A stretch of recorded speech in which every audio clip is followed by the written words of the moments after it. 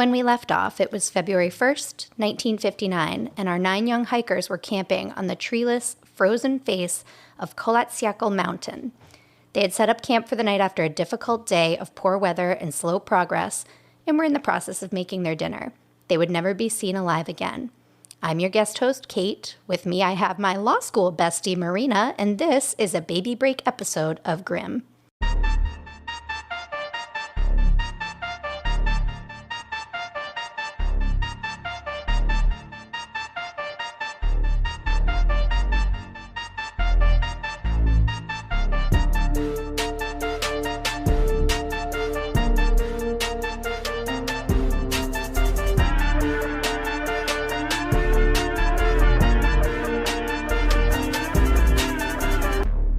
Ryan Reynolds here from Mint Mobile.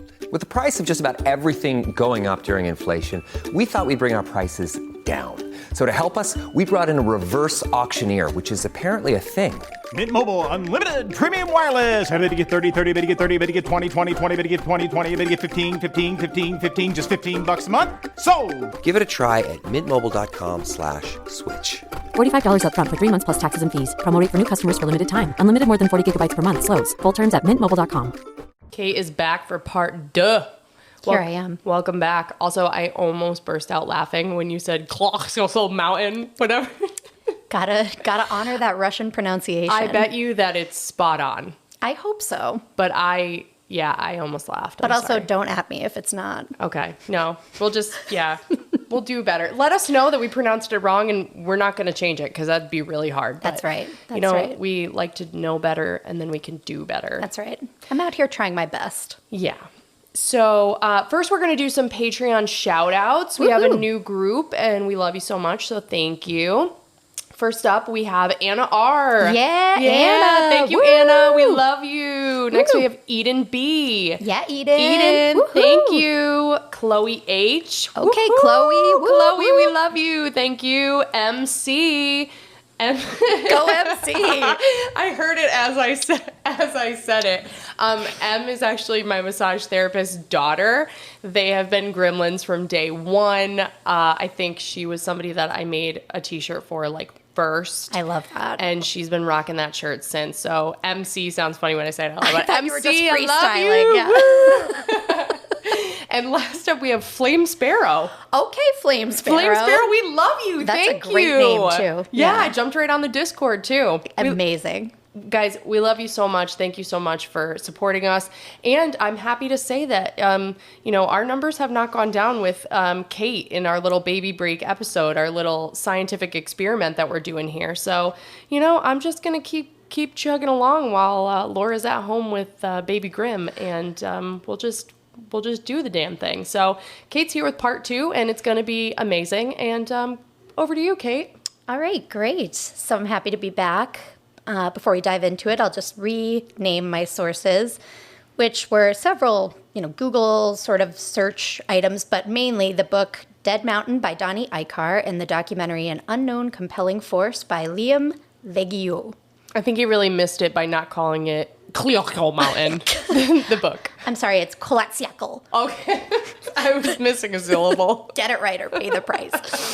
Okay, so let's go back in time to February 2nd, 1959. That's when Yuri Yudin, a.k.a. Yuri number 3, who had turned back from the expedition due to his chronic pain, arrived at his parents' house where he would remain for the rest of winter break. Right. Though Igor had asked Yuri to send a telegram to the college to let them know that the group was expecting to return 3 days late, Yuri had forgotten to do so, so none of the hikers' families knew to expect any sort of delay.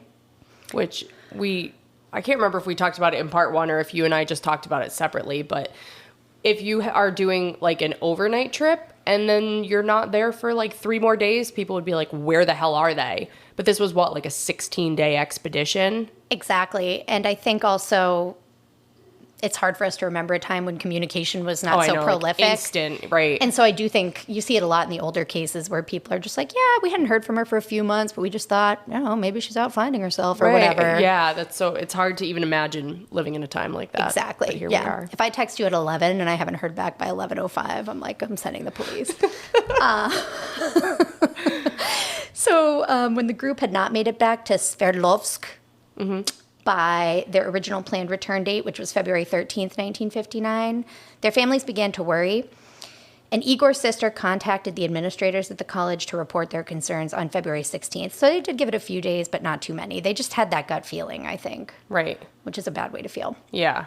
The officials downplayed their concerns. They declined the family's request to send out a search plane. They did do the bare minimum, and on February 17th, they sent a telegram to Vizhai, which is one of the first, sort of civilized stops on the hikers' route back to Sverdlovsk. And the telegram inquired about the status of the expedition. On February 19th, they did receive a reply stating that none of the hikers had been seen in Vizhai since their departure, which was not good news. I think the hope was that maybe they'd just gotten tied up or delayed, but they were on their way back to safety. So it sounds like the school was doing what police do in a lot of missing persons cases, and they're just waiting as long as possible so that either they lose critical pieces of evidence or the hikers can no longer be recovered. Bold of you to assume that they cared about gathering evidence at all, as we will see. But yeah, pretty much. There was my first mistake. Yeah, some things never change. So on February 20th, a full week after the hikers were expected to arrive back in Sverdlovsk, a formal search finally got underway. That same day, Yuri Yudin finally returned to town for school, and he learned for the first time that his friends had still not returned. Many members of the school community, including fellow students, traveled to the Ural Mountains where they volunteered to join the search. Spy planes and helicopters were flown along the planned route, which the hikers had shared with the school ahead of time, for the next several days to scan the ridge. And remember, they were doing this hike as part of trying to get a level 3 certification, or grade 3, I'm sorry. And so they had shared their hiking route plan. They'd gotten it approved. It's very Soviet that they had to get pre-approval for a hiking plan, but this is the way it was. Also very Soviet for spy planes to be helping search for the missing hikers. Right. Just have a couple of those laying around. Just saying the quiet part out loud, yeah. So on February 25th, the search helicopter did spot ski tracks along the Ospia River. And again, since this was before the days of cell phones or airline Wi-Fi or anything like that, I thought this was kind of interesting. The search teams on the ground were actually informed by a leaflet drop. So the helicopter flew overhead and they just dropped pamphlets being like, you got to go a different way. Oh my gosh. Fascinating. I'm picturing them up there with crayons, writing out these leaflets. How did they have them? They didn't have radios, right? Yet. Radios existed, and actually Igor, that was one of his big hobbies, but they were so unwieldy. It was like the size of a dining hutch, right? Picture the first computers and how they took up an entire kitchen, right? That's kind of what we're talking about with the radios. So they had them, but they weren't necessarily dragging them up into a helicopter. So leaflets, that's actually, it's kind of smart. It is, right? Yeah. I'm just picturing, how did they make them? How did they make them, and did they not get snowed on? Didn't it snow all the time? Well, I think what happened, what I'm picturing is that the helicopter was sort of flying in the air, tracking the searchers on the ground. And so when papers started fluttering down from the sky, I think they didn't think it was a coincidence. Oh my God. Okay, I was thinking there was a disconnect between the hikers and the helicopter. They just threw them out a day ahead. Paper. Oh my God. I hope it works out. Well, that's what I was thinking. Oh my God. Also, I'm so sorry. I'm recovering from a cold, and the harder I'm laughing, I'm getting weasels, and it's just going to be intense. So Sounds beautiful. I apologize in advance. Never change. So the leaflet drop was effective, and the change in direction eventually led searchers to find the hiker's tent, and that happened on February 26th. At first, the searchers were encouraged by the sight of the tent.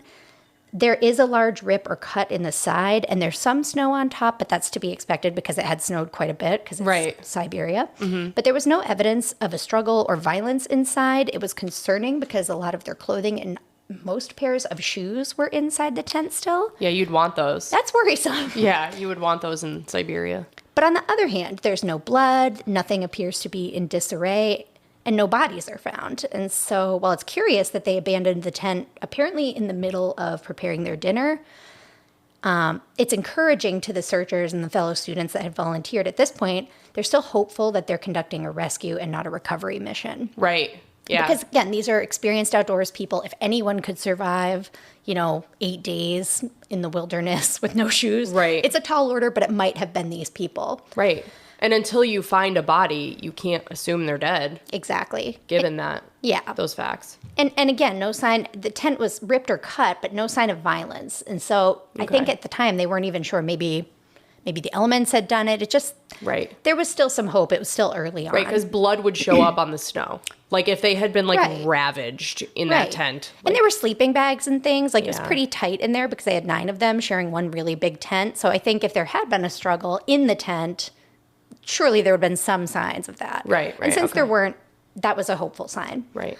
The tent being in a still standing position made them feel reassured that at the very least the hikers hadn't perished in an avalanche, and that was their big concern. It does seem like it was pretty rare to see an avalanche at that slope because it was relatively shallow as far as slopes go, but still, it's Siberia, it's a snowy mountain. That's like the first thing I think you think of when you worry about people dying out there. Right. Unfortunately, their hopes are dashed the following day on February 27th when the searchers follow the 9 sets of tracks that led away from the tent and they discover the first 2 bodies, those of Yuri Doroshenko and Yuri Krivonishenko. They were lying by a cedar tree about a mile downslope from the tent. It appeared they had tried to make a fire because there were burnt branches in the area and lower limbs on many of the surrounding trees had either been ripped or hacked off, but it was clear that they'd sort of stripped as much as they could. Yep. And he'd even climbed up a bit to try to rip stuff down, I think up as far as 5 meters. Oh, wow. Some of the trees were cleared. So that's a good, it's a good climb. Yeah. Was there like a little fire pit nearby? Yeah, they could see that the fire, there were remnants of a fire. They could see that branches had been burned. Yep. I think they sort of estimated based on the look of the branches how long it might have burned for, and they said it couldn't have been more than about 2 hours. Okay. The heat probably would have been enough to keep them warm enough to not die, but only for 2 hours, so that's not very long. Okay. The bodies were found lying side by side, one face up and one face down. Yuri Doroshenko was found wearing a sleeveless cotton undershirt, a short sleeve shirt, shorts, and what they call swimming trunks. Okay. Not sure exactly what that means, but suffice it to say it's not appropriate outerwear for Siberia. That sounds very chilly. He was also wearing blue cotton underwear that were badly ripped, which was curious. I was like, isn't that a lot of men, right? They just like don't replace their We're underwear. not talking holes. We're talking like shreds. Oh, okay. And it was only the underwear and not the cotton overshorts or the swim trunks. So that was kind of interesting. That's weird. He was wearing mismatched wool socks on both feet, but no shoes. His ear, nose, and lips were covered with blood, and his upper lip was swollen and bruised. Oh. His right cheek was covered with gray foam, and gray liquid was coming from his mouth. What the fuck? Right. Which, as I was researching, I was like, maybe this is just normal if somebody's in... Oh, is it like if you... Like, I guess your bile freezing as you... Something die? like that, maybe. Ooh, I wasn't I don't sure. like that. I didn't like it either, and I don't think that is very normal. I think, from what I read, it was maybe a sign that there had been some sort of a heart issue. Huh. Well, does your heart quit when you have hypothermia? No, it looked more like a compression. Like, I guess a chest compression might do this to you, like a forceful compression on your chest. Oh, that damn Yeti. Strange, right? Damn Yeti. We're going to get back to that. Okay. He has bruising and abrasions all over his body, but none of them are life-threatening, but they are prolific, just all over. This is going to be a long episode as it is. We're trying to avoid a 3-parter, so I won't go into each and every one, but suffice it to say, it didn't just look like a few cuts or scrapes that you might expect from somebody who's hiking, an intense hike like they were doing. It was a little bit bizarre. Okay. He had livor mortis spots on his body, which were not consistent with the position that it was found in. Oh, that's weird. Which suggests that the body was moved sometime after his blood had stopped circulating, aka after he had died. The livor mortis, that's when your blood pools. So, like, if somebody is laying on their back, like, their back will get all dark. And then if you flip them over later, their back stays dark. Stays dark because the blood has stopped circulating at that Correct. point. Huh. Strange. Who moved him? We'll get Yeti? there. It was... Could have been a Yeti. Could have been any number of things. Could have been aliens. We're going to get into all of it. Oh, okay. All right. Yuri number 2, Yuri Krivonishenko, was found dressed similarly in an unprepared state. It was an undershirt, long sleeve shirt, Again with the swimming pants. Okay. Something's getting lost in translation here with the swimming pants, but I can't figure out what it is. So just bear with me. It's like when somebody gets like a Japanese tattoo and it actually says like ramen noodles. That's and right. they think it says like peace, love, and forever. Yeah. Swimming trunks are actually probably long johns. We all have a pair of swimming pants at home, don't we, folks? He also had long underpants and one torn sock only on his left foot. Okay. Nothing on his right foot, not even a sock. Not a great place to be in Siberia. He, too, did not have any shoes like his companion. He had numerous abrasions and wounds in locations all over his body, but none of them were life-threatening. His hands were particularly torn up, and disturbingly, a chunk of skin from the back of one of his hands was found in his mouth. What? Which suggests that he had perhaps tried to either like awaken his freezing hands by biting them, or that he was trying to stifle a cry, like maybe he was getting beat up or he was trying to hide and he was biting his hand like you might do to not make noise. Oh my God, my mouth is just, I'm doing the thing that Laura does where she is speechless, but that doesn't work for a podcast. So I'm sitting here with my mouth wide open. Just slack-jawed. Luckily, without a chunk of flesh in your mouth. I do not have a chunk of flesh in my You're mouth. doing better than Yuri number 2. Oh my God. And his hands were torn up? They were all torn up, yeah. So there were like big wounds in them and skin was missing. Not so much that, I mean, it was clear he'd been injured on his hands. Right. But not so much that it was like they were mutilated, but just that there had clearly been injury through use. Maybe from like clawing at the tree. I think that's like what they ripping the theorized. branches Yeah, down? that they had been kind of ripping at the branches. Yeah. They didn't have gloves or like leather gloves, obviously, which you And might... couldn't feel their hands being shredded to pieces. Exactly. Yikes. I just jumped a mile. What was that about? I don't know. I think you laughed and I heard the cat at the same time and my body just malfunctioned. I'm a little high strung if you can't tell. I am like hanging on your every word. You were possessed by the spirit of Yuri number 2. Oh my gosh, the spirit moved me for sure. We're doing our own tent revival over here. So the relative state of undress, as well as the fact that at least one of the bodies had been moved post-mortem, suggests that these two were the first to die and that their bodies were maybe stripped of their warmest clothing by the remaining living group members. Oh. And that maybe after they'd done so, they tried to lay them respectfully kind of side by side because that was the best they could do for their compatriots. Okay, well they couldn't put them both face up. Strange. I'm also picturing that their hands were probably very, very cold. And so I wonder if, I don't know if you've ever been that cold, but you go to like do little things, like fine motor things, like grip somebody and manipulate their body to turn you them just, like, over. can't. And you're like, I just have these useless claws right now. Clubs, yeah. So I don't know if that's it or if they were conserving energy. I will say that Yuri Doroshenko is the biggest one of the group, too. He's very sturdy and quite tall, so it could have just been that it was really hard to flip him over. Okay. Oh, okay. I'm happier with the hypothesis that their clothes, that they were moved post-mortem to take their warmer clothes. It seems that way because we'll talk about this later as we talk about the state of the other bodies, but many of them are found without proper footwear, but others have significantly more clothing. And so it does kind of, and that is what survival school would teach you. You know, you could be sad for your fallen comrade, but if it's your life on the line and they're already gone, you don't waste the resources. You strip them of what you can use and you keep trying to survive. So it makes sense that that's what they did. Bitch, I am going to take your Ugg boots, your North Face, and I will snack on your ham hock to survive. I love that you think I have Uggs when I'm clearly a bear paw kind of girl. But thank you so much for acting like I'm not a bargain basement bitch. So you could get Uggs on Groupon, okay? I might. I just might this year. Your girl's moving on up. Later that same day, the bodies of Igor Dyatlov and Zina Kolmogorova,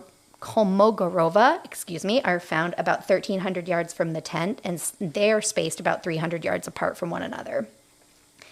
Igor Dyatlov also had some minor cuts and scrapes, and the location of abrasions on his hands suggested to some that he had been in a fight.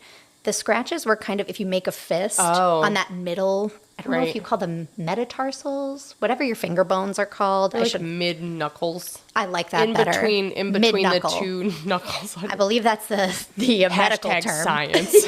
We're in science corner now. So some people saw the location of those scrapes and the bruising, and they thought it almost looked like he'd been trying to defend himself in a fight. He was better dressed than the first two with more layers, but he still had no shoes on. One of the layers he was wearing was positively identified later on by Yuri Yudin, which is the third Yuri who turned back, as a shirt of his, which he'd left for Yuri Doroshenko, which, if you'll remember, is one of the first two who's been found deceased. And so when Yuri Yudin turned back, he was like, hey, you should have this nice warm shirt of mine. Left it for Doroshenko. And the fact that it's found on Igor means that they probably stripped it off of Doroshenko after he passed away. Makes sense. So, and the watch on his wrist, on Igor's wrist, had stopped at 5:31. Oh. For whatever that's worth. A couple others had wristwatches on that stopped at different times, just deepening the mystery. We'll get into that.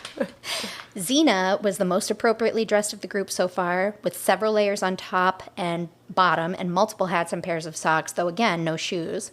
She had some minor bruises and abrasions on her body, plus a long, thin, substantial hematoma or bruise, but like worse than a bruise. And it was across her lower back. It almost made it look as if she'd been struck with a baton, like a police baton. It was that same shape.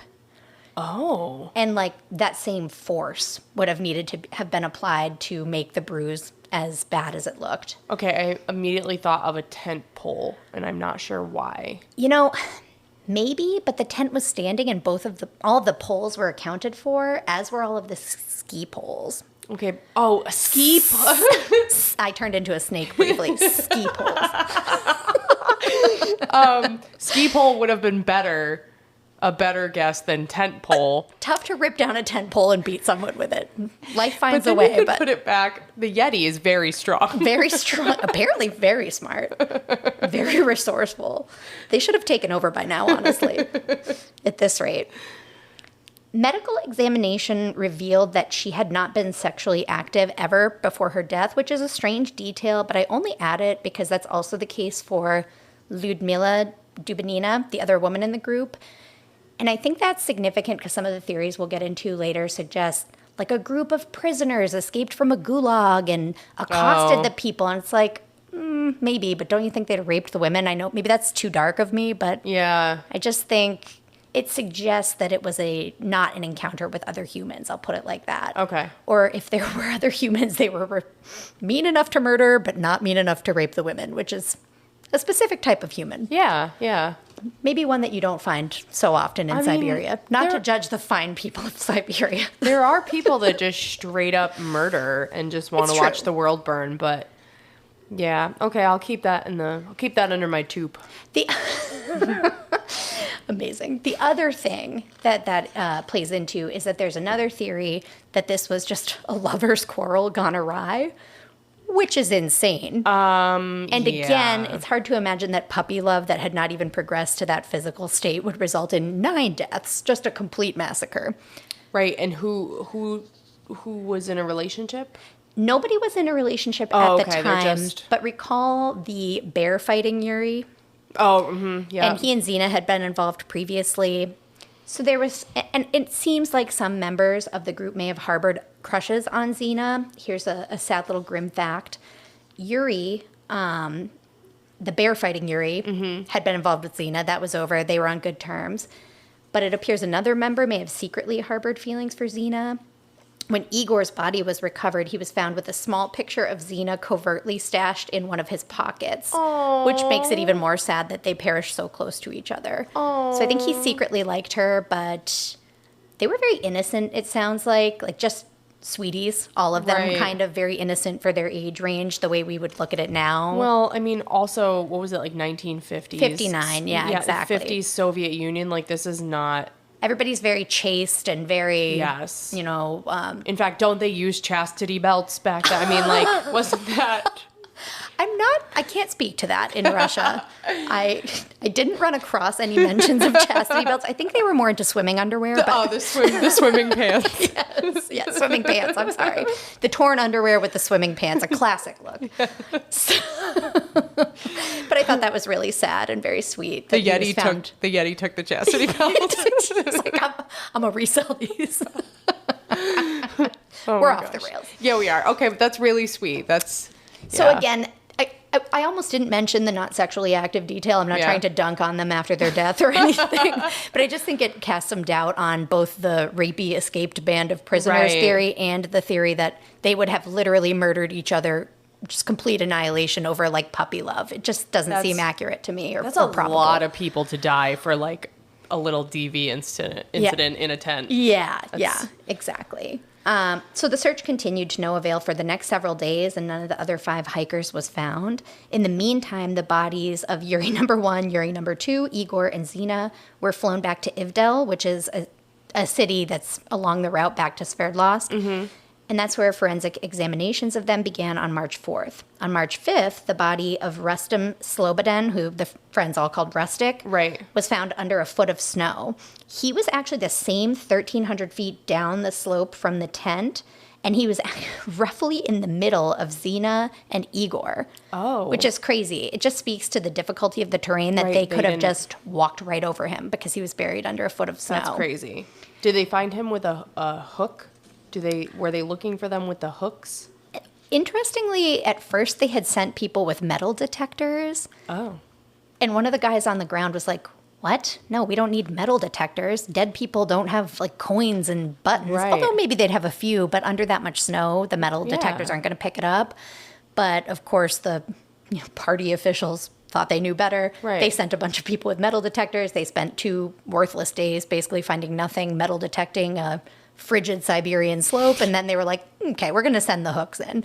And they're these sort of poles that have a hook at the end, or sort of like a stabby implement at the end with like a little hook. And is that the technical term, stabby implement? I believe it is. Okay. Yes, I believe it is. Okay. And you just stab it down into the ground because you need to puncture all that like hard-packed snow and ice. Right. And then you pull up, and if something... Oh, God, if I did that and like an arm popped up out of the snow, I'd be like... If something gnarly is on the end, you keep digging. Yikes. So Rustem was better dressed than all of the previously found hikers. He was wearing a long-sleeve undershirt, a shirt, a sweater, 2 pairs of pants, 4 pairs of socks, and 1 felt boot on his right foot. His hands were also bruised and scraped, similar to Igor's, looking possibly like he'd been in a fight, similar location of the scraping and the bruising on the hands. He had a non-fatal skull fracture that the medical examiner opined was caused by blunt force. While it wouldn't have killed him, it would have definitely knocked him for a loop and confused him a little bit, slowed him down a little bit. And his skin was ripped on one of his forearms. Oh, I don't like the term ripped. Yeah, pretty gross. When referring to skin. Me either. Gave me the ick. Is there a theory for that? Other than a Yeti? I'm gonna stick with the Yeti. It really checks all the boxes. It does, right? His watch, which he was also wearing a watch, and his watch was stopped at 8:45 a.m. So found right next to Igor Dyatlov, whose watch was stopped at 5:31. A.m. or P.m.? Or it didn't say? It's a great question. Oh, it probably wasn't like...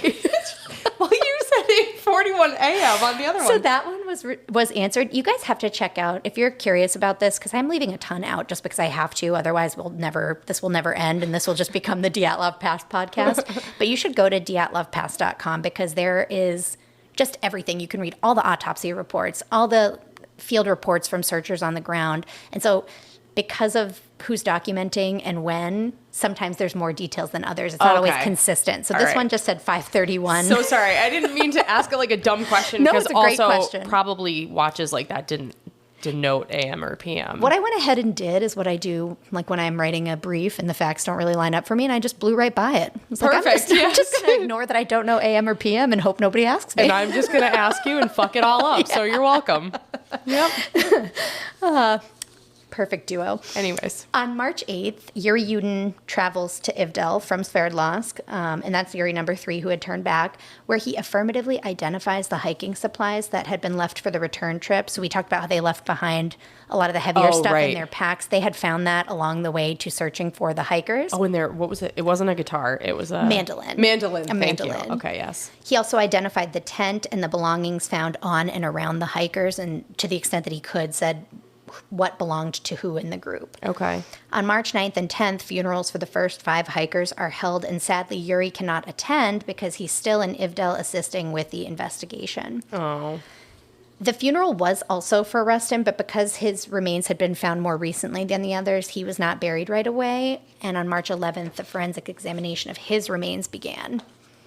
The funerals were attended by hundreds of mourners, and they really made quite an impression on people. It was a very sad story. It got, tons of national attention. A 12-year-old attendee who was a villager in the place where the funerals were held said that the appearance of the bodies made such an impression on him that he became obsessed. It became a lifelong obsession for him because they looked so unnatural. Oh. Their skin was very bizarrely tanned and darkly, like purpley tanned colored. Ooh. And their hair was white. It had turned white, which is apparently something that can happen if you're exposed to radiation. Oh. So put a pin in that because we'll come back to that. Oh, but that would save me money because my hair doesn't bleach well. So should I just start playing with some uranium? Head on over to Siberia on the wrong night and the government will take care of it for you. Oh my gosh. So he was so, just his curiosity was so piqued by this that it became a lifelong obsession, and he went on to found the Dyatlov Foundation, which was instrumental in giving information for many of the sources I relied on. Okay. It put people in touch with Yuri Yudin and with other key sources, and effectively was the only link to primary sources at a time when the government was still being very secretive about whatever was available.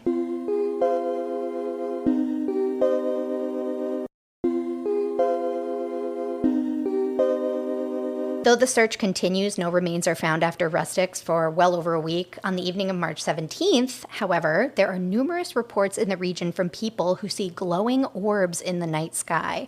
One of the people who saw the orbs was actually a member of the search party in the northern Urals. The reports were deemed credible because others who'd seen them included soldiers and meteorologists. So this wasn't just some lonely dude out there hiking, seeing things, like sailors used to think manatees were mermaids. These are scientists being like, what the hell is that? Further, this was not the first time this type of sighting had been documented. It had also happened in the same region a month before, on February 17th, and the orbs made such an impression on the hikers who observed them in February that some who attended the funerals of the first 5 hikers actually sought out their families to report the phenomena to them and suggested that they might be related to what caused the hikers' untimely deaths. Huh. One of the primary sources said that it was just started off small at first, a glowing white spot, brilliantly bright in the sky, and it got bigger and bigger and bigger, and it was terrifying. He said he thought another planet was colliding with the Earth. That's how crazy it was. That is insane. And so, something to think about, these orbs. I'm just noting them because chronologically this is where they fall. Okay. We're going to get into them a little bit more later. Okay. And then again, they were spotted by search team members on March 31st. So 3 sightings on 3 different dates right around the time when the hikers met their untimely end. It makes me think of, seriously, when I used to see spotlights in the sky, or when ESPN does their crazy spotlights and people are like, there's UFOs in the sky. And people are like, no, ESPN's doing a special little ditty tonight. That's just their lights. I saw something crazy the other night and was like, oh my God, the aliens are here. It's really happening. And then I went inside and Googled because I was sure that something crazy was happening. And it was like, tonight's the peak Perseid meteor shower night. Oh. And I was like, no. Glad I didn't War of the Worlds myself because... You didn't pack your bag. So weeks later, there had been no progress in finding the 4 remaining hikers. However, the forensic autopsy on the first 5 hikers, which were the 2 Yuris, Igor, Zina, and Rustam, determined that hypothermia was the cause of death for all. This was unsurprising given the improperly dressed state they were all found in. Though the result was unsatisfactory to many because it didn't account for all the other injuries to their bodies. Right. Be that as it may, that's what the official conclusion was. But at least, in terms of the mystery of it, at least it wasn't drowning and you're like, what the fuck? True. At least there was a competent examination. Right. The injuries were documented. They just didn't hazard a guess as to what might have caused them. Right. And it wasn't the cause of death, so they just note them and move on. Exactly. As searches continued, so did the criminal investigation, and a professional seamstress was actually brought in to examine the tent. As the searches continued, so did the criminal investigation, and a professional seamstress was actually brought in to examine the tent at the prosecutor's office. And she opined that the slashes to the tent were not rips, but in fact cuts made with a knife or a blade, and that they were made from the inside. Oh. That's important because it tended to minimize the likelihood of some sort of violent confrontation with animals or other humans who might have cut their way in and taken the group by surprise, because that was an early theory. just because of how strange it was that they would have dropped everything and fled out into the night. I see why that was a tempting theory. But once you're sure that it was cut from the inside, that opens up a whole new mystery. I think one of my favorite things, especially in criminal cases, is the experts that you get in the cases, like an expert seamstress who is going to opine as to, you know, how the cuts were made. You could have like an expert button maker who like opines, like just, you could just have the craziest expert witnesses depending on the weird circumstances of the case. And the documentary, which was interesting, although a little bit more sensational than the book, still worth a watch. They actually questioned the validity of the expert opinion. They're like, okay, so someone's Nona got flown in to be like, I would know a knife cut from the inside anywhere. And they were like, good enough, case closed. So fair enough. But I mean, they got somebody. They did get somebody. It's kind of like you getting somebody for this podcast. Sometimes you just got to just grab whatever's someone out off the there. street. Yeah, you just grab anybody off the street. So, for what it's worth, there's not uncritical acceptance of this. Okay. But I think by and large, most people believe she was as suited as anybody to give an expert opinion in this sort of niche area. Okay, I'm buying it. Whatever. Me too. She's smarter than me. I'm going to go with it. On May 3rd, a Mansi volunteer, and remember Mansi are the indigenous people that live in that region. So this was a volunteer searcher, uncovered a sort of crude shelter constructed of piled up branches in the snow near the Ospia River. Further excavation in the snow and slush near the creek led to the discovery of the final 4 hikers. This is months later. Lyudmila Dubinina, Sasha Zoltaryov, who is also Semyon, who is also Alexander. He's the older interloper who sort of joined them at the very last minute on the train. Yes. There's also Alexander Kolevatov and Nikolai Thibault-Brignol. They're at the bottom of a ravine, and they're discovered the next day on May 4th. Oh, and by the way, one of our gremlins told us on Discord that Sasha is the typical nickname for Alexander. Interesting. Something like that. Like Sasha is like a common nickname for that name. But also, his name wasn't really Alexander. It was Semyon. I don't think that Sasha is the accepted nickname for Semyon. But it almost sounds like it makes more sense than Alexander.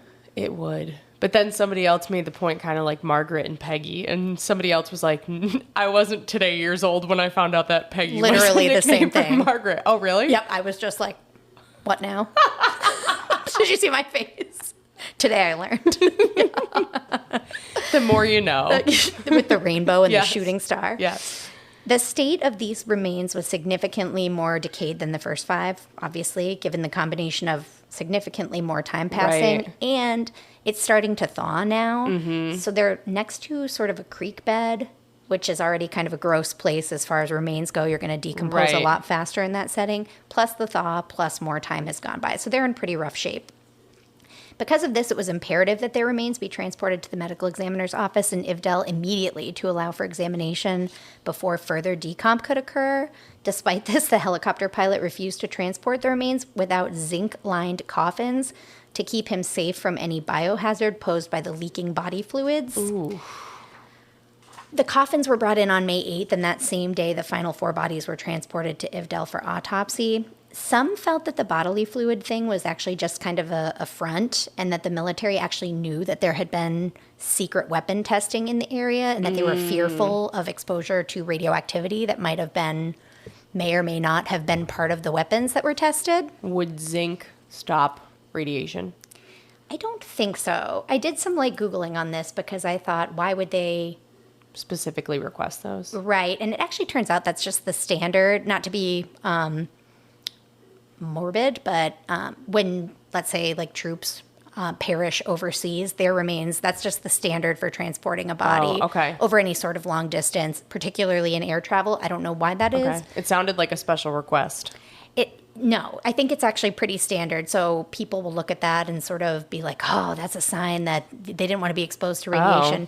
But I couldn't really see anything that suggested that it what would be the alternative? Just put them in radiation. Body bags while they were all leaking? That doesn't seem like, I feel like body bags are more reserved for whole. If I'm that helicopter pilot, I'm like, but one more day is not going to, they're already dead and gross. I'm going to go ahead and insist on the coffins. No, I think that was fair. I think so too. Yeah. It does seem to be the standard even today. So I don't. Some people have sort of conspiratorial opinions about that. I don't know if it really suggests anything other than the guy was kind of grossed out by having just a bunch of dead people leaking fluids everywhere in his helicopter. That's a tight space, a helicopter. So it's a lot going on in there. Yeah. The forensic examination of the final 4 bodies noted violent injuries to 3 of them. So Luda Dubinina was found better dressed for the conditions, but again without footwear. One of the layers she was wearing belonged to Yuri Krivonashenko, again adding credence to that theory that the first 2 were stripped by their compatriots and they had perished first.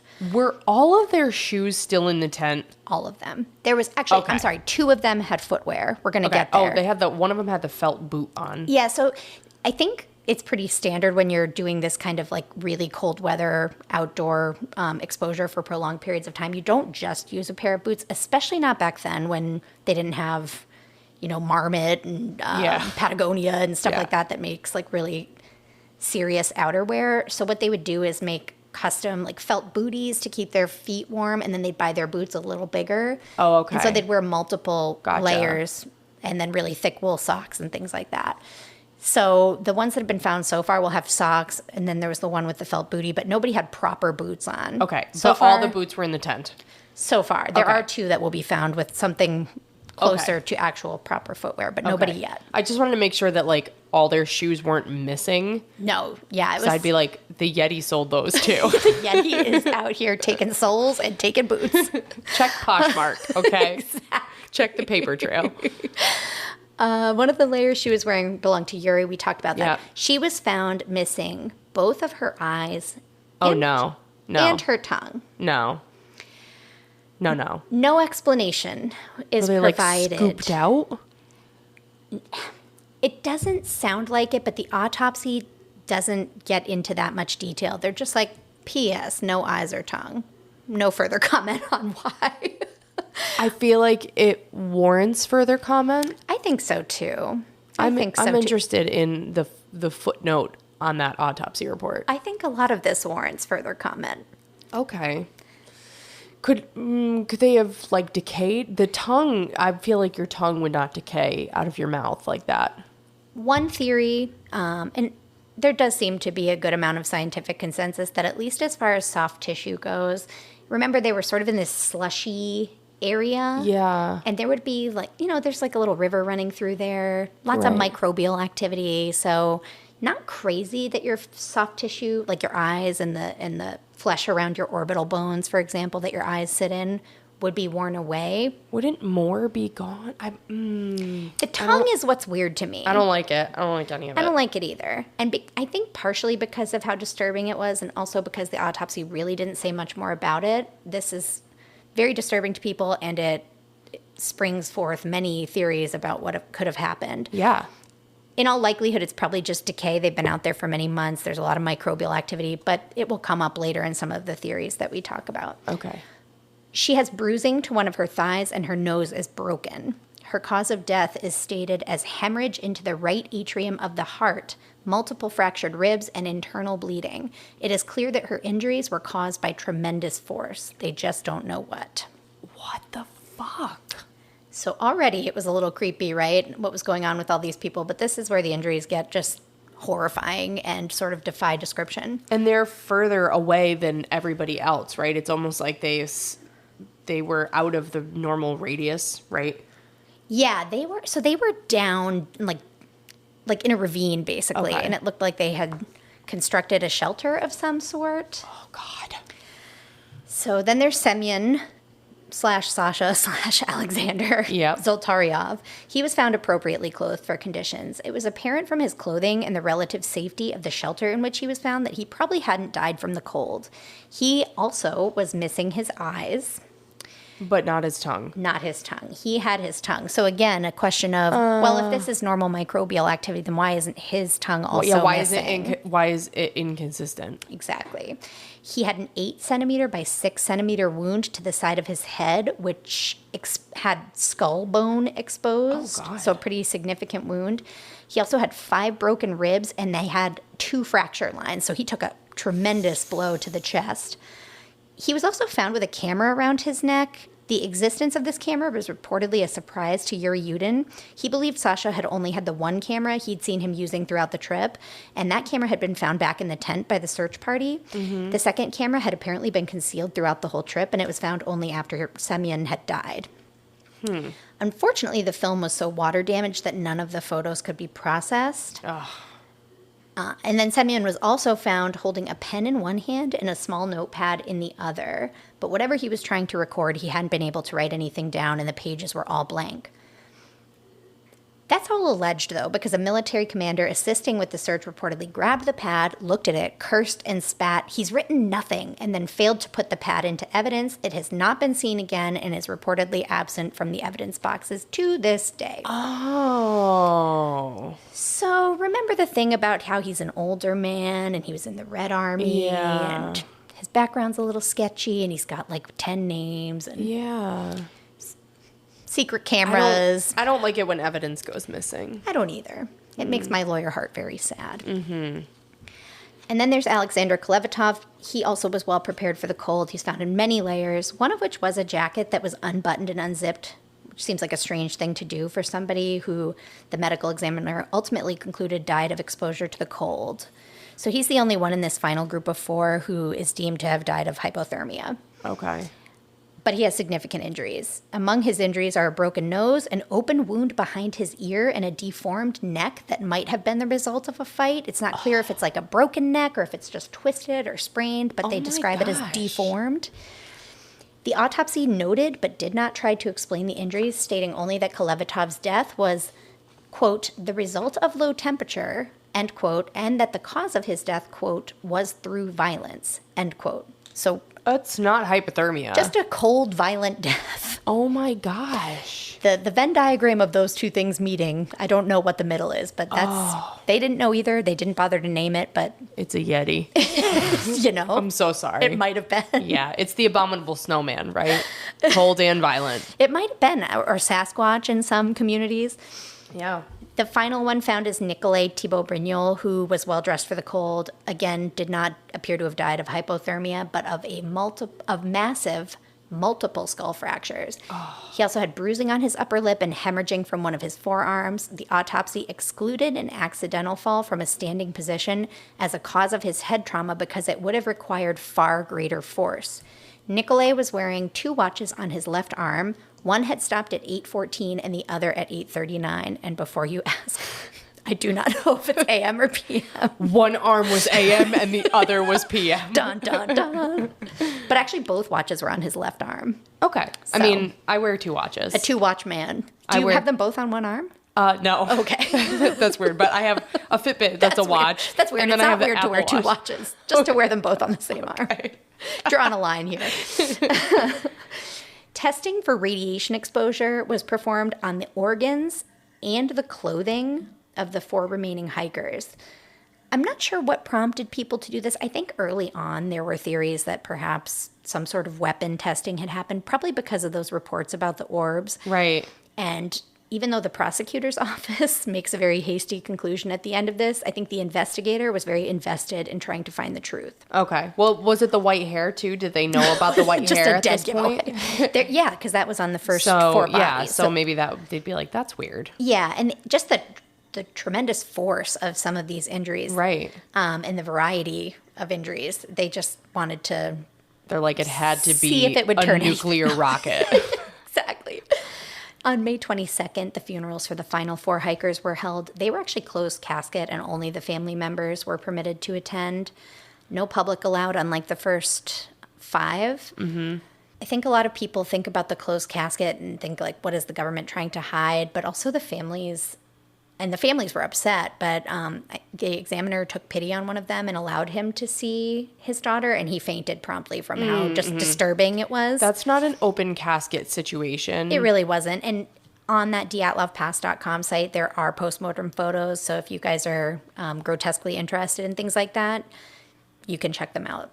And we may share a few of them, but there's like a ton of photos on this site. Yeah. So if you want to get the whole picture of what people look like after that much time, and why it was so jarring. They're online. See, I don't, and then I'm going to, and I'm going to be like, oh. It's kind of gross. Yeah. And also very, I don't know. I wouldn't want to see it if it was disturbing, my family no. member. I'd be all set. But again, because of it being Soviet Russia, everyone's like, they're trying to hide something from us. It's like, in this case, they might just be trying to not have everybody barf and faint at the funeral. Right. Yeah, they're trying to save you. On May 29th, the results of the radiation testing came back, and the radiologist reported finding higher than normal levels of radiation on articles of Lyuda and Kolevatov's clothing, but just their clothing, not their organs. Okay. This was a curious finding, but in the eyes of the local prosecutor's office, it didn't matter, because in fact, the criminal investigation had been abruptly and prematurely concluded the day before, on May 28th. Naturally. With the maddeningly vague conclusion that the hikers' deaths had been caused by, quote, an unknown compelling force, end quote. Okay. Nothing else to see here, boys. Let's pack it up and go. They're like, it was something horrendous. It was something incredibly violent, and there is no rhyme or reason to it, but job well done. All in a day's work. Yeah. Wow. So now that we've gotten through all that, let's talk about the theories of what might have happened, and get ready, because I'm going to be using the word theorized quite a bit for the remainder of this episode. We are now officially getting into Kate's conspiracy corner. Okay. And if you're picturing me as the Greek dude with the wild hair on that History Channel show, Ancient Aliens, then you've got the right idea, because that's where we're going here. One of the first theories was that the Mansi tribe, members of the Mansi tribe, had killed in some sort of violent confrontation the hikers. This came up when injuries began to be observed on the recovered bodies of the hikers. I think because there were so many injuries that people just assumed there had to be some sort of confrontation. And who else is out there in this remote area? It's pretty much just Mansi and, occasional hikers. Mm-hmm. And because this was the hardest month of the year to attempt this hike, there really weren't many other hikers out there. Though the Mansi were widely known to be a peaceful people, it was theorized that perhaps the hikers had unwittingly trespassed on land that was sacred to them, and the murders were some sort of retribution for that. A grim fact about the Mansi is that they also discovered that if they're reindeer herders, that's part of their deal. Yep.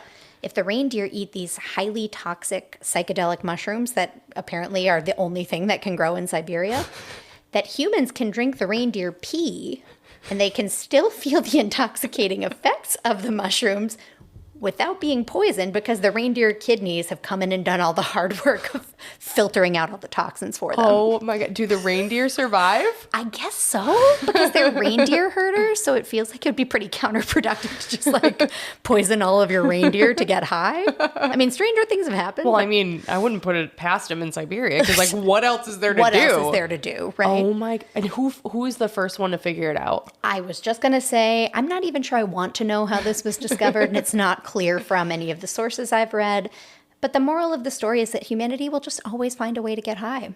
And this was before cannabis legalization. Let's be honest.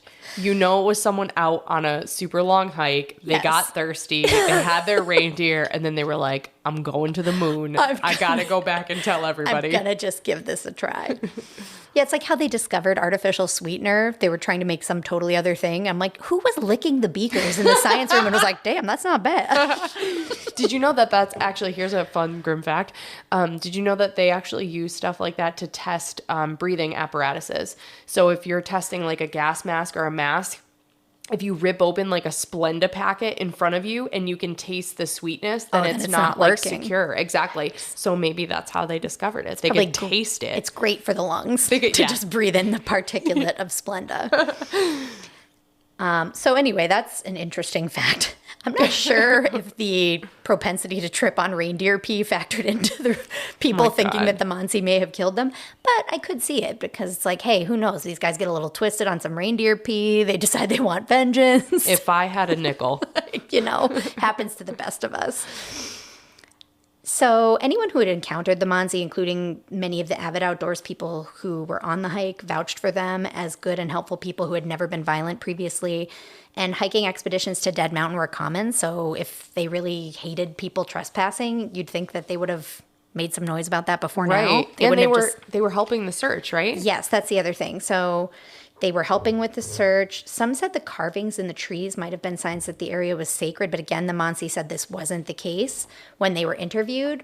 Oh my God, that's like, you just have people being like, oh my God, all these, they have all these crazy things. And then you actually talk to people, they're like, no, actually, those are just, that's like, it says like trail 2. That's in exactly like, right. Oh my God. Experienced hunters were like, no, the notches are either trailblazes to sort of, like when you go on a hike and you see little markers to keep you on the right trail, or they were to mark the route for other tribesmen or to let them know about conditions. So it would be like, hey, there's deer here, or hey, watch out, there's a ravine ahead, or we have 3 members in our hiking party. Most of the signs were well understood. The hikers did make a note of them in their diary, and I think that's why people run wild with this. But the note was more like, it would be such a good idea to catalog and document all of these symbols and make sort of a dictionary of what they all mean, because that would be a good resource for other people going forward. They weren't like, what are these mysterious hex signs? These insidious markings on the tree. They knew what some of them were. They just didn't know all of them. And they were like, oh, it'd be good for people to know these things. But people like to run wild with that. People on the internet. And given that the tent was eventually determined to have been cut from the inside, and there were also only 9 sets of footprints found leading away from the tent, 1 from each of the hikers, leaving none for any alleged Mansi attackers, this one is pretty much, you can rule it out. Unless they were swinging from the trees or flying with their reindeer, you know? Another shout out to the crazy documentary, though, is that they do interview some Mansi people, and one of the ladies has like an ancient doll that's wearing a dress that has blood on it, and they're like, this is clearly the blood of the hiker. Oh my God. They get way out there, but I was like, what is that blood doll, though? No. Yeah. It's little. Yeah. It's something. All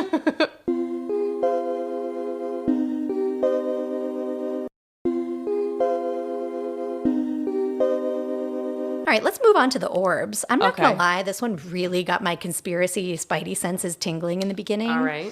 It seemed crazy to me that the orbs were spotted 3 different nights, right around the same time the hikers went missing, all in the same rough area.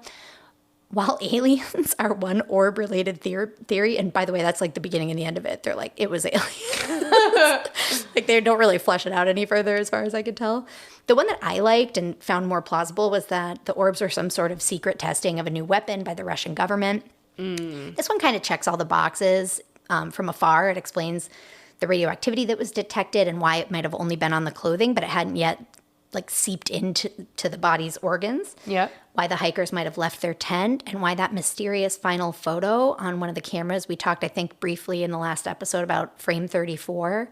And it's this photo that shows like a blurry ball of light. It's super out of focus, but it kind of looks like a ball of light falling. Is that the one that you said it looks like their heads are like silhouetted in front of it? Yeah. Okay. Yeah.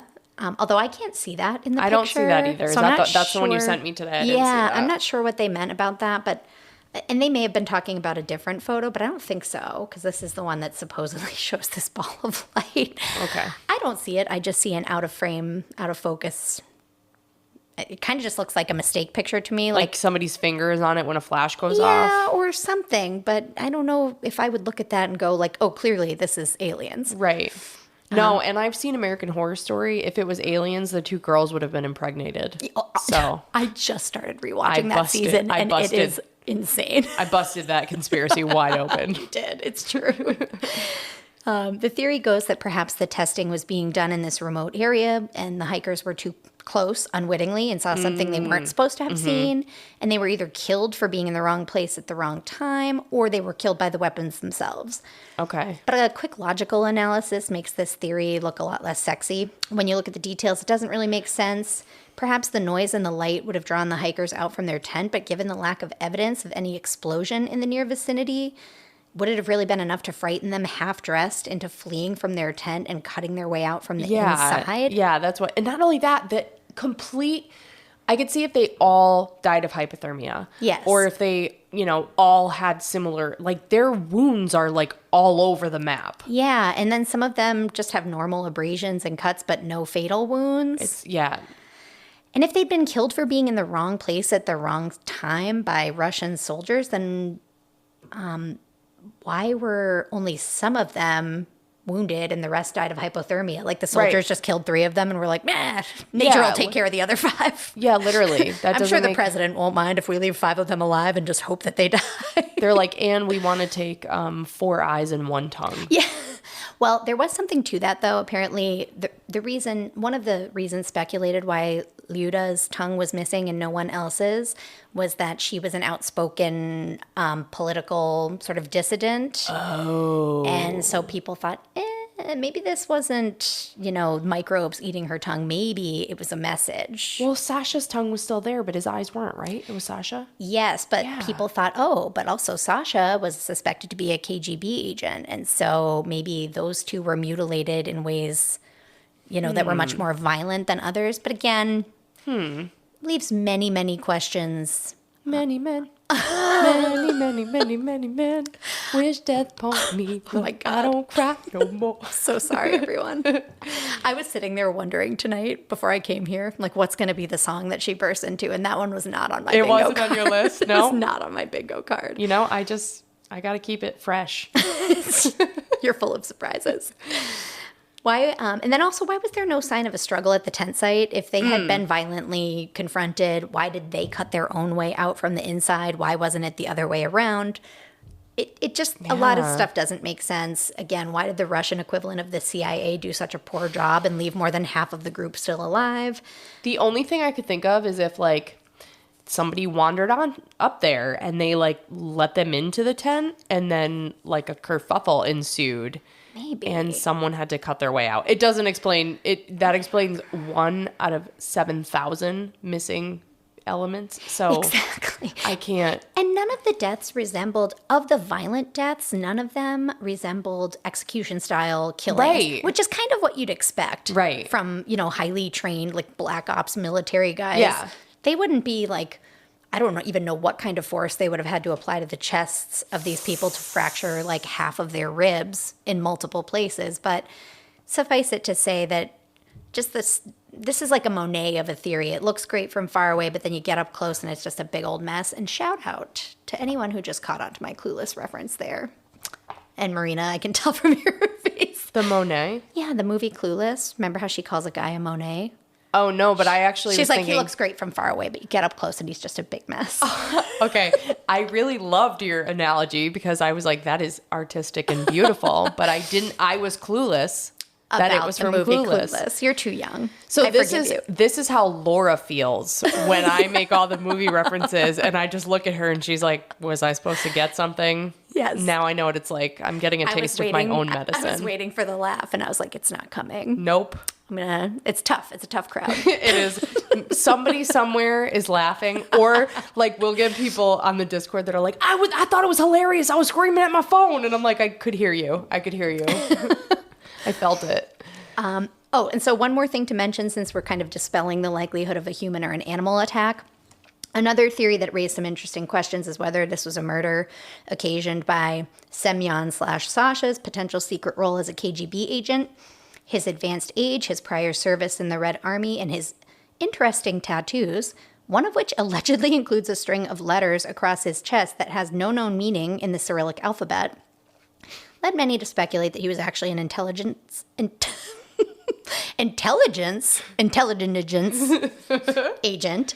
Perhaps he had to get to the mountain for a mission, and that's why he was so eager to insert himself into this new group when his former expedition plans fell through. Instead of just being like, I'll go with you guys when you reschedule, he was like, I'm joining a group of strangers. So they don't know what the letters were? No. What is the Cyrillic alphabet? That's the Russian language. They have a whole different alphabet if you've ever seen words written out in Russian. Don't correspond to letters? Oh, no, they do. I just mean it's a different...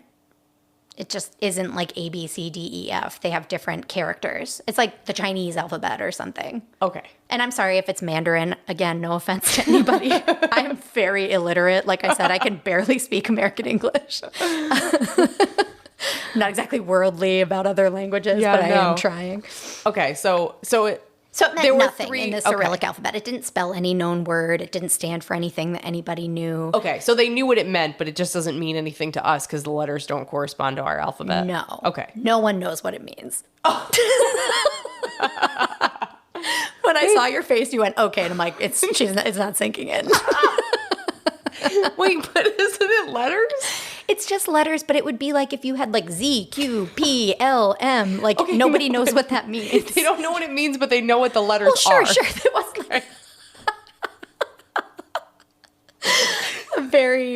just a very who's on first situation going on here.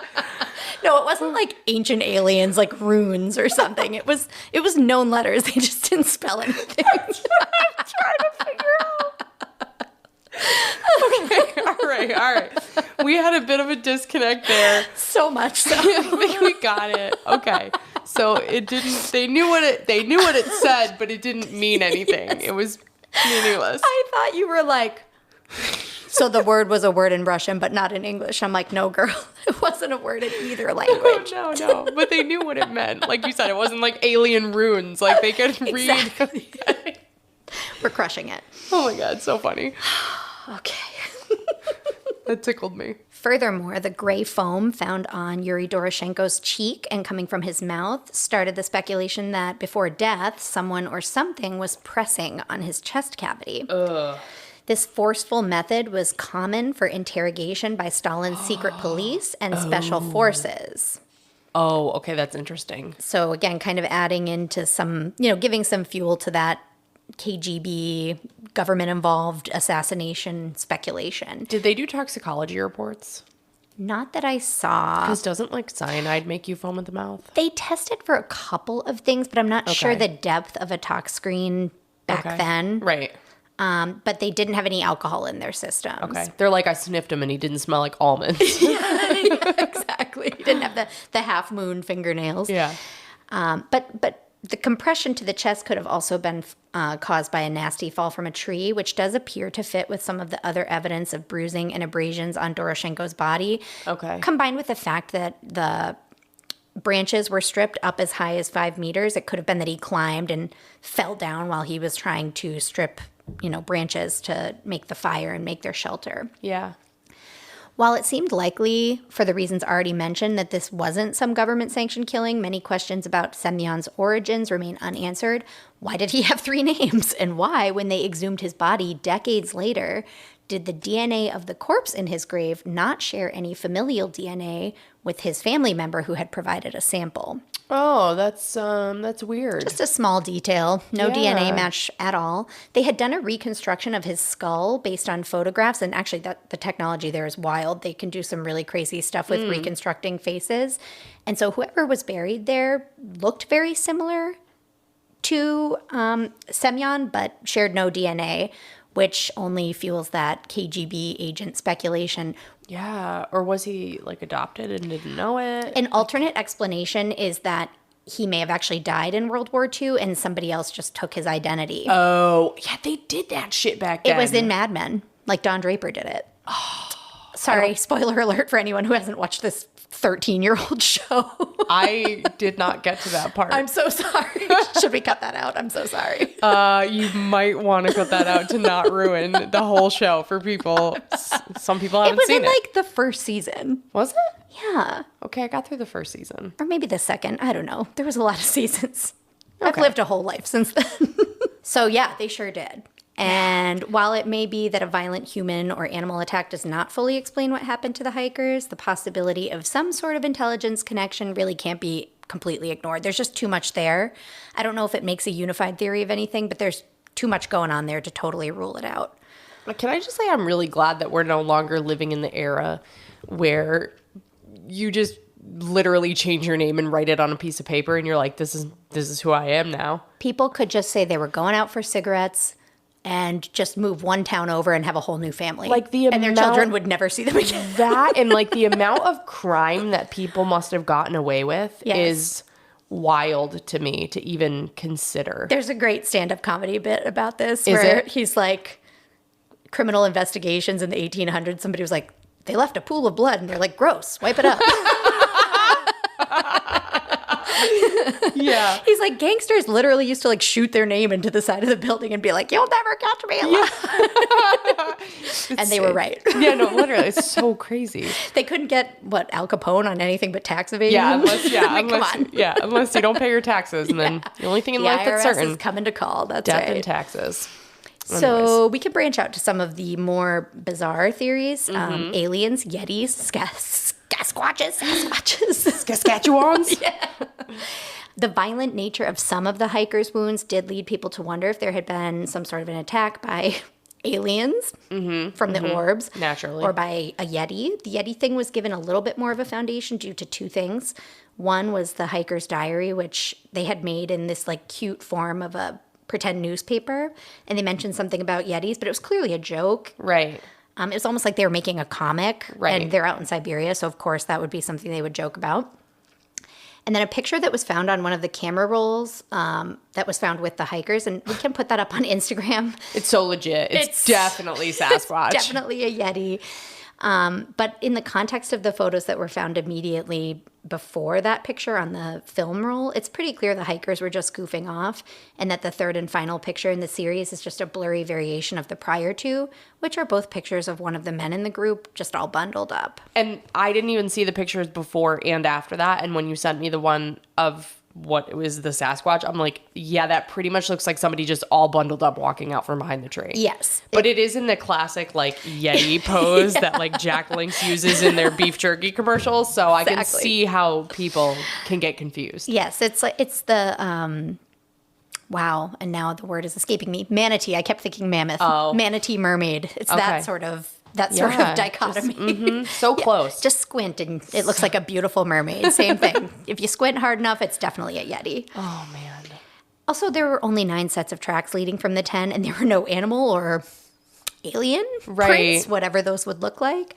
Unless they fly. Man, I'm just coming in with the fly theories. We can't rule it out, but they just don't fit well with the facts, and there are probably more interesting theories that do a better job of tying up all the loose ends. In the words of Jim Carrey. So you're saying there's a chance. You're saying there is still a chance.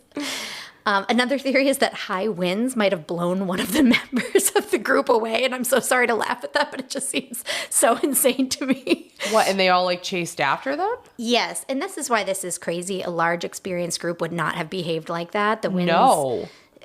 And also, winds strong enough to blow a human clean off the side of the mountain would have probably also blown down that tent, which was still standing, a full month later. So. Right.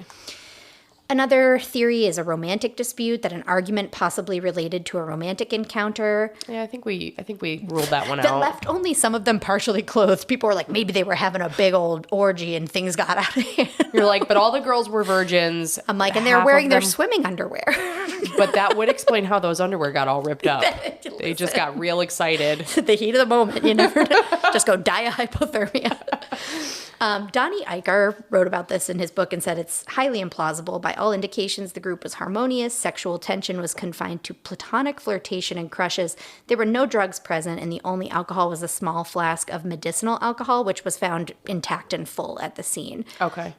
The group had even sworn off cigarettes for the expedition. That wasn't smart. It wasn't. You're going to want those. Yeah. And furthermore, a fight could not have left the massive injuries that at least one of the bodies had suffered, like those crushing injuries. Oh, yeah. It just couldn't have been from a fight. No, unless they did like a pig pile on them. Even that, like, the timing and the placement of bodies wouldn't work out. I have not thought of pig piling in at least 2 decades. You just like unlocked a part of my brain. A core memory. It was sealed up forever, I thought.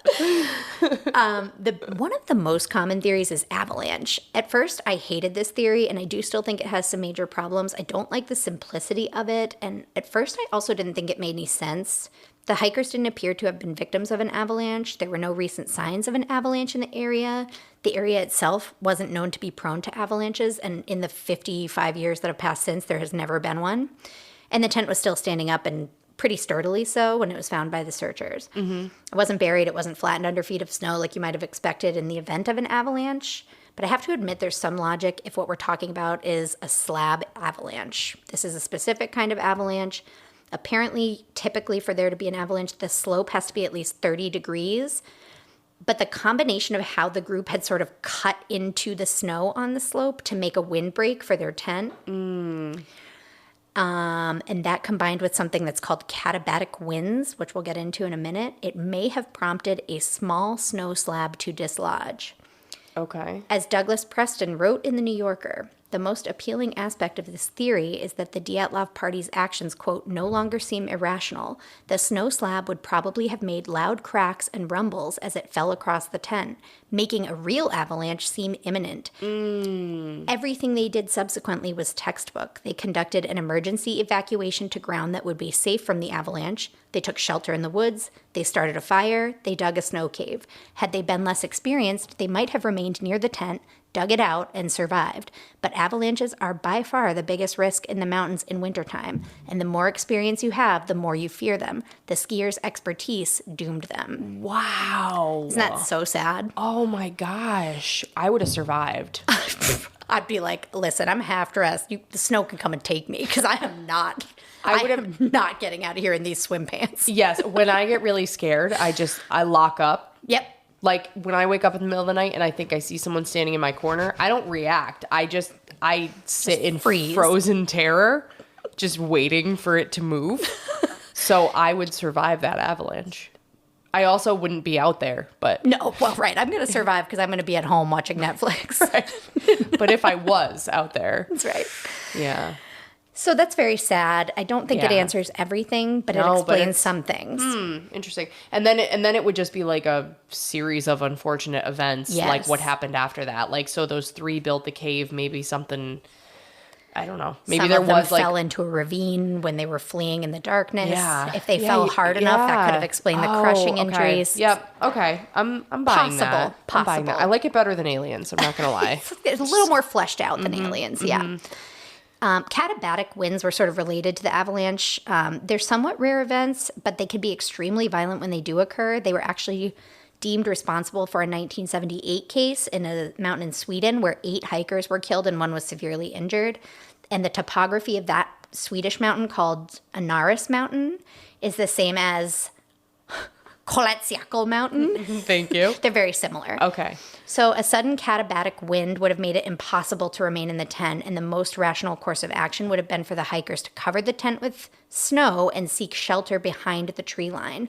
Interestingly, there was also a flashlight that was found turned on and left on top of the abandoned tent.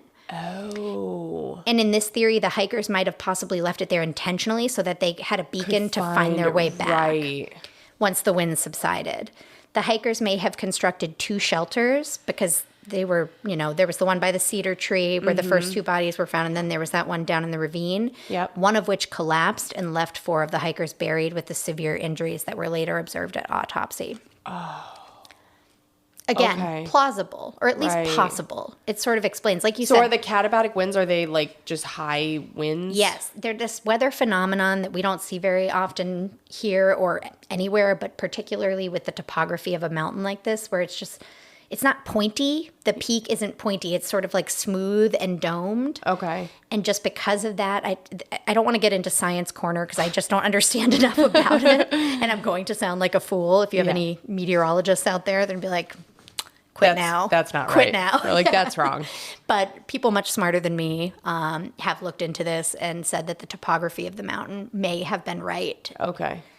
in already windy conditions to create this type of wind that apparently sounds like so loud that it sounds like freight trains going by the tent. That's crazy. Yeah. So that would be enough to maybe even shake a very experienced hiker. Yeah. Like, what is even happening? Because they wouldn't have probably ever experienced it before. Or like even known about it. Like, Yeah. why would you know about that? Right. And again, no internet. So it's not like they were Googling stuff and they're like, oh, who knew that could happen? They were kind of limited to, I don't know, what their textbooks and their studies could have prepared them for. And I feel like that probably involves physics as opposed to meteorology. Yeah, some Like of the that. amplification of sound. If it sounds crazy, that's crazy. Yeah, effectively what happens, and there's this little diagram that we can put in the Instagram, but it blows around the dome and it creates almost like 2 mini tornadoes. Oh. And the deafening Like the sound of noise, them that's would have been so- terrifying. Oh my gosh. Yeah, Wow. Nature's wild. it is, right? Just more reasons to never go outside. Right. Yeah, no, definitely. And then there was infrasound. This was Donnie Icar's favorite. He talks about it a lot in the book Dead Mountain. He theorized that the wind going around Holatchal created something called a Kármán vortex street. It's a weather phenomenon which can produce infrasound, which is capable of producing panic attacks in humans. It's one of those like frequencies that we can't hear with our known, we can't register it. Yep. Like we would register a normal sound. Right. But our brains are still registering hearing it. And it's very disturbing when your brain is reacting to a sound, but you can't hear it. Yeah. And apparently it causes all sorts of weird, just feelings of dread and doom and panic. And electrical wires do that too. Yeah. I've watched enough ghost hunters to know. Yes. Keep those windmills away from me. So according to Icar's theory, the infrasound generated by the wind as it passed over the top of Holatchal Mountain was responsible for causing physical discomfort and mental distress in the hikers. Icar claims that because of their panic, the hikers were driven to leave the tent by whatever means necessary, and they fled down the slope. By the time they were further down the hill, they would have been out of infrasound's path, and they would have regained their composure, but in the darkness, they wouldn't have been able to find their way back to their shelter. And the traumatic injuries suffered by 3 of the victims were the result of their stumbling over the edge of a ravine in the darkness and landing on the rocks at the bottom. So there's some plausible ones there, but you see how nothing totally wraps it up? No, it doesn't. But that's why it's got to be one. It's got to be one of those ones where it's like a reasonable reason that they left the tent, like it was part of their training, and like that's why I like the slab. Yes, the slab avalanche one. Right. Because only so many things could be that scary to them, right? That they would leave with no shoes. Because I cannot stress what a death sentence it is to be out there with no shoes on. Right. Yeah. So it definitely, So, wrapping up, generally speaking, I think part of the staying power of this case in the public imagination is that the actions of the university administrators, the local government, and the prosecutor's office were all suspicious. Mm-hmm. The university refusing to send a search party more promptly, the military refusing to fly the last bodies away promptly, trying to keep the public away from the funerals, not letting the families of the last 4 see their deceased loved ones, and closing the case before all the test results had even returned and with no real satisfactory answer ever found. All of these things individually look bad, but combined, who can blame people for being skeptical? Right. It's pretty classic. And not that I'm saying that we would know, Marina, nothing about this at all, but if you've ever lived in a country where the government's behavior has been so sketchy for such a long time that it has effectively permanently undermined the credibility, not that we would know anything about that, it turns every tragedy into fertile ground for portrayal as some sort of government cover-up. Yeah. And I think that just might be why it's so tempting to lean toward, government-related things here, government-involved cover-ups. Even when just weird Cold War cloak and dagger censorship combined with, garden variety bureaucratic incompetence is probably equally, if not more likely, as an explanation. I think it is particularly upsetting to the Russian people, many of whom to this day are like, no, the government killed these hikers. That's what happened here. There are books about it that go well into detail on it. Also, I like the way you said censorship because it sounded like you were like censoring your censor. Yes. You were like censorship. I stumbled over it and I just plowed right through. I know. I just wanted to not allow you to do that in classic form. You're welcome. And some things don't change because decades later, the government of Russia remains shady as hell, and that is no offense to Vladimir Putin if he is listening. Please do not make me any polonium tea or whatever other interesting things you do to people. In February 2019, the Russian authorities reopened the investigation into the incident, but they only considered 3 and more like 2.5 possible explanations: an avalanche, a slab avalanche, or a hurricane, which no one anywhere else has ever brought up. Okay. Shockingly, the reinvestigation determined that an avalanche was the cause of the hiker's death. Classic. Mm-hmm. Yeah. And just a final note, Yuri Yudin died in 2013 at the age of 75, and despite his extremely traumatic experience and questions that remained unanswered and haunted him until his death, he held on to his love of the outdoors, and for decades after the Dyatlov Pass incident, Yudin still enjoyed hiking in the Ural Mountains whenever his physical condition allowed. Okay. Well, yeah, can't say that, no. I think I never would have gone hiking ever again. Yeah. But, yeah, I don't know. Maybe it's because I don't love hiking that much. No, I think I'm good with that. But bless Yuri Yudin, and I don't know what goes on when we die, but I hope he found the answers he was looking for. Wow. Okay, well, first of all, snaps, that was a bomb-ass episode. Thank you. I have heard this before, And I still was so enthralled with your telling of it that like I was scared of my house. I don't even know what happened. What you heard before was a very jumbled. No, but I've listened to it on I've listened to it, other podcasts. That's right. And I thought you meant my retelling. I was like, well, no. Yeah, this may be a re-record. And it's very well done now. Second time was the charm. It was. But guys, seriously, if you're enjoying listening to Grimm, please rate and follow us wherever you listen to podcasts to make sure you don't miss any episodes. If you listen to us on Apple Podcasts, make our day by leaving us a written review. You can find our page on Facebook by searching Grimm: a True Crime Podcast. If you want to subscribe to our Patreon, you can go to Patreon and search Grimm: a True Crime Podcast. Follow us on Instagram to see the pictures of the Yetis at Grimm Crime Podcast for information on future episodes and case photos. If you want to send us a case suggestion or just say hi, you can email us at grimmcrimepodcast@gmail.com. Listen, learn, and stay alive until next time, because the future is grim.